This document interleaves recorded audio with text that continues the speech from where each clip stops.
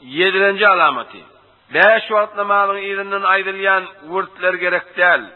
Namazın irinden Kur'an okuymak bidgattır ve dua etmek bidgattır deyse bilin şol Vehhabidir. Ferezen aytsak, namazdan sonra şüpherim dua etmektik mustahap diyecek. Hanefi mezhepten sabit bulan adaşı boldu. Kada vaktlarda amam farzdan sonra uyuşup dua etse, kada vaktlarda caiz. Hemişeki farzdan sonra uyuşup dua etmeliyen gurum yok. Bak kalın gurumunu ki ayet-i kürsüyünü okuyup, Kur'an okuyup, tesbih sana bu dua etmeliyen gurum ki Hanefi mezhepin muteber fıkhında hiçbir bundan bir eseri yok. Şimdi bu kadar ferezen istadı biz değil, havaşı farzdan sonra mustahap diyecek.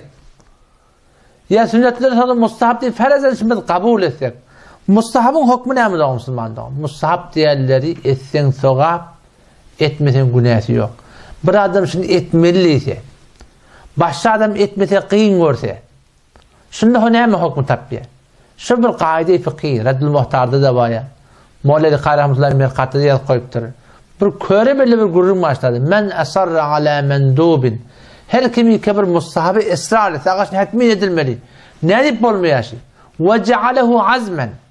Ve şu bayet hem bizim aramızda şu bolup durmalı, ayırmalı, ne için deyip aytsa. Ve lem ya'mel bir ruhsa, ruhsata amel etmese kâve mustahab diyorlar. Ne o da? Selle mustahab şey. Men hem işi ön dakınıp gelip yan yöne men hatmin için dakınmalıysam. Adamlar bayet selle giymeli diyeceğim. Men de selle giymeliysem. Müslüman doğan, şuna şeriatın hükmünü yükletmeklik değil diye. Bedleza, bu taada biz iltizam etmeyesinin gurrun yok. Ne mi değil? Çünkü böyle bir tertip şeriatın sabitte. Bar ferezen, yenay değil, barşı sabit değil. Böyle bir dabba değil. Şu bizim ettiyen işim o da, haysi bir imam, Türkmen sehrada, cüret edip, farz namazları dua etmeyen durup bilir.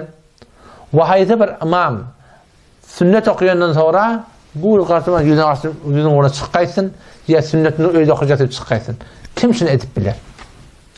Adamda şunu ayıplamayayım. Adamda tane vurmayayım. Vahhabi diyemeyeyim. Mezhepten çıktın diyemeyeyim. Yine burada diyemeyeyim. Değil ya da. Böyle şuna da iltizamın manası şey. Ferezen biz kabul etsek, şeyle burada mustahap diysek de, şey iltizam dedi neymiş şey? Hiç kimin cüreti yoksun terk etmekle. Ya oradan adamlar onu kule narahat bir ökülek edip bir nefsini elini taktayıp. Ayşe iltizamın manası değil mi? Ya oradan hamana namaz okuyup du. Taada katcan Kur'an okuyup du. Fakir namaz farzını okuyup du. O zaman namazını yanlış eten Kur'an okuyan. İlzam dedi neymiş? Ya oradan hamana sana diysem kavatlarda bir tertip tutturla sol hatmin okuymalı. Kavatlarda biz tuval yazıyor mesela ben gördüm imam namaz okuyor akla. Hudayım ben neleri. Namaz okuyup okuymuyorlar. Ne kadarlarda namaz okuyup okuymuyorlar, o okuyup dururlar. Kâsirlerde oradan ama bir namaz okuyup da yuvaşa okuyorlar diyorlar.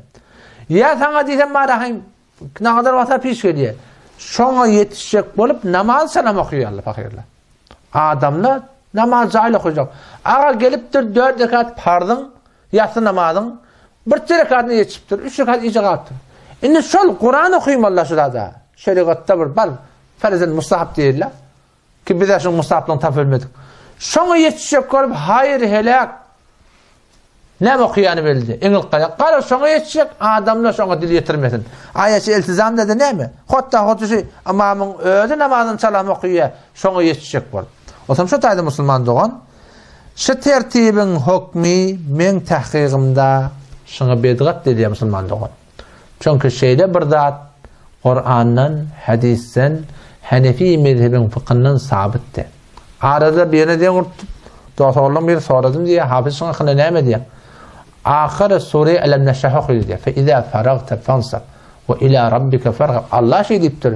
Namazdan, ibadetten farık olsan zahmet çek deyiptir. Öz Rabbine yüzlen deyiptir. O doğrularına yardım valla, beni ona deyip, o ustadı diye namazda şey deyiptir. O doğrularına yardım valla, beni ahunu dedim diye, ahuna bağışla.